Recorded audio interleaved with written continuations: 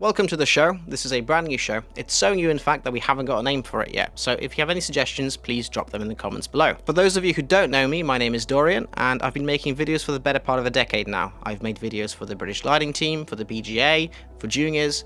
3 months ago, I joined Navboys. You may have already noticed that there's a lot more content coming out of the Navboys Facebook page and YouTube channel. We've made some unboxing videos, we've made some how to update videos, and we've even done a video on how to hard wax a glider. There is a lot more coming. We've got loads of ideas. We want to do some coaching videos. We want to cover the bronze syllabus, but we need to know what you want to watch, so please let us know. This show is going to be more of a news show. We're going to be talking to some interesting gliding people, like Seb here. We're also going to be giving you some gliding news, talking about new developments, new products, competitions and events that are happening in gliding. And finally, we're going to finish every single show with a weather forecast for the weekend from Jake Brattle himself. So without further ado, please welcome the very first guest on our show, Seb. Seb, for those of you who don't know him, is 19, and last year he flew his first 50k. Last week, he flew his first 630km flight in a Cirrus. That's the intro to the video. Hi guys, so my name is Seb Van Der Stichele, if you might know me. This year I am flying a standard Cirrus, and I normally fly flights with Parham or Southbound Gliding Club. Started when I was 10 years old, and then I went solo at 15. This was on a lovely Saturday afternoon. No wind, blue skies, it was brilliant. 2 flights later, the instructors let me fly the Astir, and that was hot. Some of you might know hot from the Junior Nationals. And that was the first proper soaring flight I've ever had. It was 2.5 hours, and it was an absolutely insane day. It was like 7,000 feet cloud bases, really good times. And that, to me, that was like epic. That was just epic. Let's move on to your recent flight. A few days prior, we were looking at Sky Sight, sort of like eyeing it up with your fingers crossed. I was chatting to George White, the other George. I was considering just doing a 500 anyways. I was thinking I could probably fit in another 100k. So the night before, I spent probably like an hour or two just where's the best place to fly? Where do I put my turn points and things. I had a small chat to Paul Fritch. He showed me what his task was because he was doing a 750. So he gave me a base idea of where I should be going. I'll tell you what, I was really nervous actually. I barely got any sleep that night, and that's being nervous of landing out really far or something. But I still try and put myself into that sort of mindset. Like if I land out, it's just a field. It probably won't be that far anyway. Anyways. And yeah, I do still get nervous. I'm still trying to get over it. I feel like experience is what helps with that. My aim is to just fly more, do loads more flying. Hopefully you'll get better and better.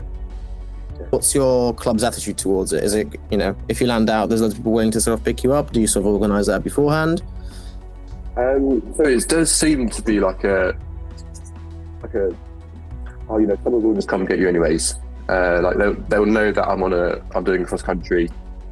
Although there isn't too many people at Parham who do these sort of things, but at least I know that there will be someone who'd be willing to come and help me, which is really cool. Okay, let's talk about the flight then. So you've taken off, it was about 9 a.m. you've taken off, 9:30 you say? 9:30 or 9:28 or something like that. Okay, so, yeah. And then were you meandering in the start, or were you just going straight for the task? I went straight for the task. So released at 2,000 feet, just above Parham, and I already found a 2-knot climb or something like that, which got me up to cloud base. It still looked pretty good going towards my task area, so I thought I'm just going to start the task and just go for it. If I had to go slowly, sure I will. I've got a tailwind to help me out as well. On towards closer to Dover and Folkestone, the clouds were quite overdeveloped, so it was difficult to work out what the climbs were. I did get a little bit low at one point. I think I got about 1,000 feet above ground, which is a little bit low. Managed to get away. Near Dover, I got low again. And I was right above the Eurotunnel actually at Folkestone. And there must have been one heat source from there that got me a climb. So yeah, really cool. And a bit daunting at the same time. I turned Whitford North, and it was fairly straightforward from there on. There was a nice cloud street and a convergence that I was using. However, I did make a mistake. There was quite a big gap and I sort of went for it, oblivious to how big the gap was. So I ended up getting low near Ringmer, just dropping away in like 1 knot, 2 knot climb, getting quite low down, which is a bit of a annoying thing. But at that point, the sky was pretty booming, so I was able to find like a 7 knot climb or something. So that was good. From there on, it was pretty straightforward. All the way to Lasham, really good climbs.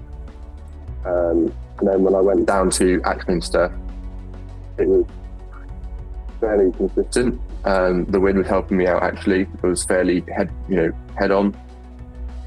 And my goal was to actually get to Axminster no later than 4 p.m. If it was any later than 4 p.m, then I'd be probably struggling to get back home.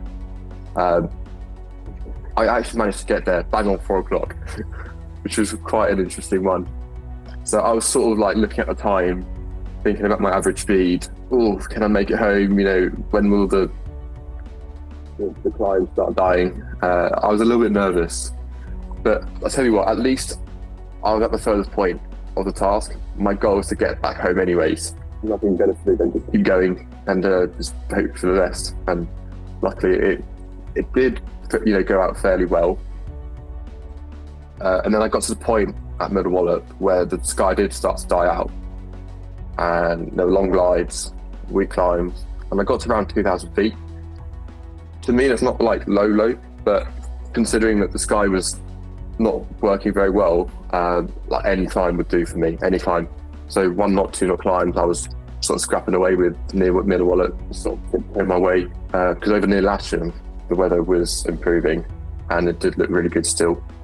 But it was about getting to Lasham, because I didn't have the glide performance to just get there.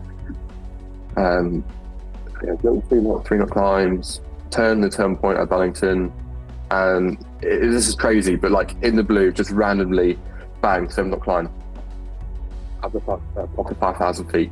Oh, that was one of the best climbs I've ever had in my life, I think, because that got me on glide. On glide, and there is some lift. I must say, Ali, your Cirrus is literally like a magician. I can't believe it, honestly. But anyways, it looks like we've got some margin left, so... Oh. Really, really cool. And then I was about 60k out, which is still a long glide from Parham, but with that 14 knot tailwind, I managed to do it without turning. It was a really quite a nice feeling when I got back. Last question for you then. Yeah. Any advice for people who are sort of in their, late solo, early cross-country days? What sort of tips would you give them? There's a lot of juniors at Parham who are at that stage actually, either not far off solo or just gone solo, and I've been trying to help them out. My sort of advice is, this is what I've been able to do in gliding. Nothing stopped me and nothing stopping you. It might seem that like a 50k is a big fly, really scary sort of thing, but actually 50k is really not much at all, and that applies to anyone. And I think anyone can do it. Where did you sort of learn about energy lines? Because obviously you're very good at using them today. Where'd that come about? I did my 2-6 training at Keevil in 2022 at the Junior Nationals. I flew with Tom Arscott, Steve Jones, and Ed Hownham. So 3 good pilots. And I remember the flight that we did with Steve Jones, it was on a scrub day. And it was just as a front was passing.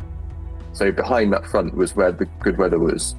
We still did a 300k, just as you do, but it was really cool. On the final parts of the flight, there was one massive stonking cloud streak, and we thought we'd give it a go. And I think we probably did like 100k, 100 kilometers or something, just not turning. And that's when Steve sort of showed me the sort of tips and tricks about flying on a streak. But it won't always be in the middle of the cloud, it'll probably be on the side somewhere, maybe 30% to the side or whatever. Since then, I feel like I've managed to engage with a cloud streak quite well, and obviously learning a lot the more I do it. But I don't like switching gliders much. If I want to do well, fly glider well, I want to have that glider and not switch between any other glider, which is nice. I had one Astir to fly for the summer, and this year I've been having one Cirrus to fly, because even like one Astir to another Astir can be completely different, even though they're the same model of glider. Sticking to one glider, it means you could be like at one to your glider. long story short, you can do a climb at 48 knots and not have to think about what speed you're doing. You're just doing it, second nature to you. As well as, competition's being really, really good, because if you do land out, they will 100% be someone to pick you up. You are likely to land out in the competition. You're going to be sent out on days which are, you wouldn't even wake up for. And some days might be distance days where you're pretty confident you won't make it round, but it's the point of how far you can get around the task and get as many points as possible. So that's one of the really, really amazing things about competition, is that you don't have to worry about landing out at all. Massive thank you to Seb for coming to the show, especially being the first one on here and having never been on camera before. I think he did really well. This week in gliding we have a lot of competitions. The UK Nationals are now coming to a close, and next week we'll be speaking to Oliver Ramsey about how it all went. He's also going to the Worlds this year. On Saturday the Bidford Regionals start, and so do the Inter-Unis, but on Sunday. LX-Nav are currently offering a trading deal for the LX9000 systems. It's a pretty hefty discount and is available till the end of this month. At Nav Boys will be currently discounting the Unis. Over to Jake with the weather. Thank you, Dorian. Right, let's take a look at the weather for this weekend. So across the top here I've got some of my favourite tabs, forecasting tools, which we'll go through. So starting off with the Met Office surface pressure chart. Let's just start with, so we've got Friday, 12 o'clock UTC. We've got a cold front just inbound from the west. We'll take a look at a satellite radar shortly just to check that that's roughly positioned correctly. Now, looking overnight, that cold front's passing over us, so we should probably likely to see a bit of rain tonight. And then tomorrow morning, that cold front is dissipating and clearing to the east. So we should have quite a nice air mass by the looks of it, by the looks of this chart. The only thing we've got to watch out for is there's a warm and cold front approaching from the west. Let's just see how that develops. Yeah, that's going to come over us later on Saturday and over the top of us Saturday evening. Sunday is looking like it could be a mixture of different conditions sort of embedded within those fronts, so that's something we're going to have to watch out for. Sunday could be a bit mixed and dubious. And looking at the BBC for Saturday, weather's looks like the rain clears quite early on Saturday morning, and then the weather's generally pretty nice and sunny, highs of 20 degrees around 3 p.m. through till 6 p.m, so we should expect to see the best cloud base within that sort of period. Light westerly winds, and looks like there should be no real risk of rain. I'm looking at Seiford because Seiford is our local airfield and the weather's looking particularly good there. Looking at Sunday, a bit more cloud around on Sunday. Looks a bit warmer later on in the day and a bit less wind, light west southwesterly. And then I also like to look at the Met Office just to check that forecast looks similar. And sure enough it does. Sunny, a little bit of cloud, maybe a bit more cloud forecast from the Met Office. They use a slightly different weather model, so it's good to compare. And Sunday looks quite a bit more cloudy than the BBC forecast, so both of those forecasts suggesting that Saturday is going to be the better day. On to SkySight. So the first thing I tend to do is I tend to look at the PFD for the day. Let's get the whole of the UK in, shall we? And then I go to the cross-country speed. So when I'm starting to think about planning my task and where I'm going to go first, Seiford is nestled in here somewhere. So I tend to start with cross-country speed. We've got British summertime set, and I'm just going to cycle through the day, and it just gives you a very quick indication of where the best weather is at a particular time frame. And you can see we've got lots of big yellows and greens and red areas in here. So the west side of the country is looking pretty good on Saturday. The east side is probably still a bit wet from that cold front that goes through in the morning, so not looking as good. Just have a quick look at cloud base. You can see we've got loads of other features that we can look at here, but I'm just going to keep it very broad just for the purpose of this forecast. Looking like around midday we should be seeing a cloud base of 3,600 sort of in the less good areas in the west, but we could even be seeing 5,000 feet in the really good areas on the west side of the country. The east side, you can see all these rain shower icons, so still going to be suffering from that cold front.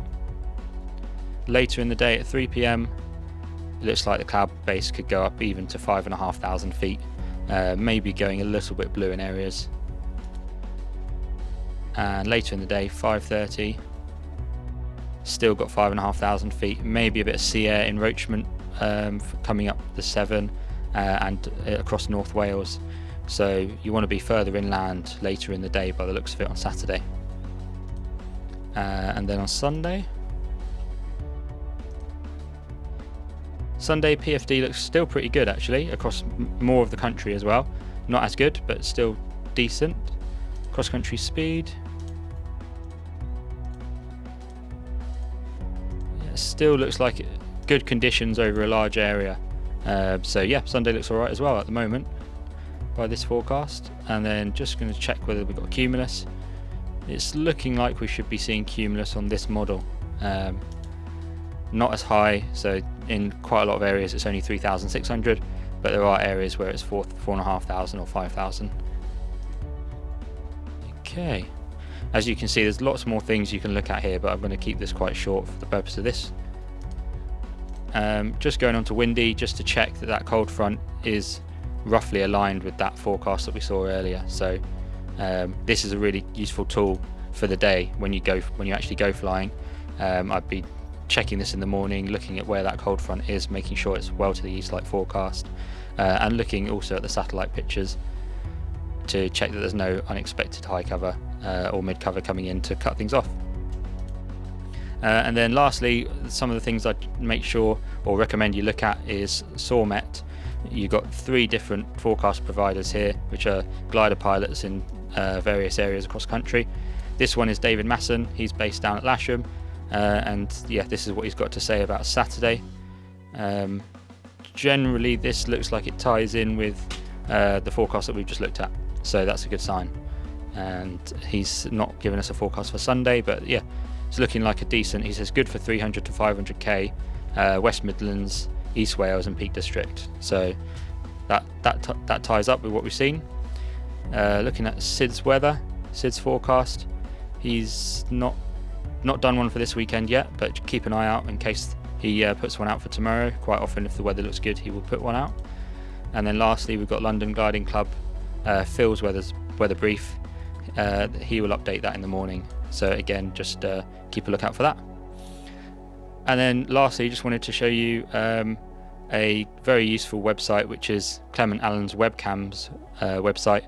Here he's collated most of the gliding club's webcams across the UK, so really useful in the morning when you're task setting, you're deciding where to go, you can see what the conditions are live in various areas.